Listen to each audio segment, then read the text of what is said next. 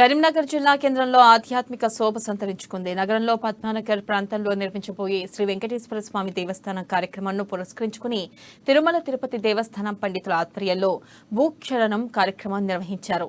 ఇక 10 ఎకరాల స్థలంలో 20 కోట్ల టీటీడీ నిధులతో తిరుమల తిరుపతి దేవస్థానం తరహాలో నిర్మించబోయే వెంకటేశ్వర ఆలయం కరీంనగర్ జిల్లాకే తలమానికంగా రూపుదిద్దుకోనుంది. ఈ కార్యక్రమంలో మంత్రి గంగుల కమలాకర్, బోయినపల్లి వినోద్ కుమార్ తో పాటు ఎమ్మెల్యే రసమయ్య బాలకిషన్ పాల్గొన్నారు.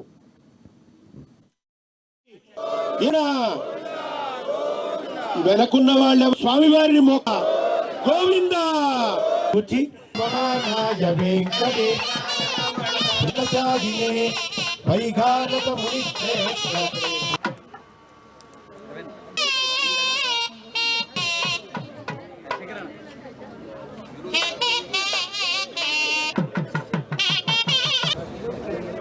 అయ్యా అందరూ ఈ సంకల్పాన్ని పలకాలి.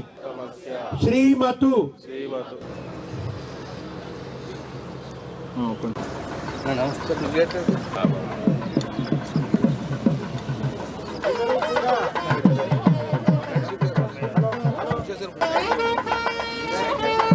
హలో హలో అఖిలాండ కోడి బ్రహ్మాండ నాయకుడు ఆత్రత్రాణ పరాయణుడు చక్కగా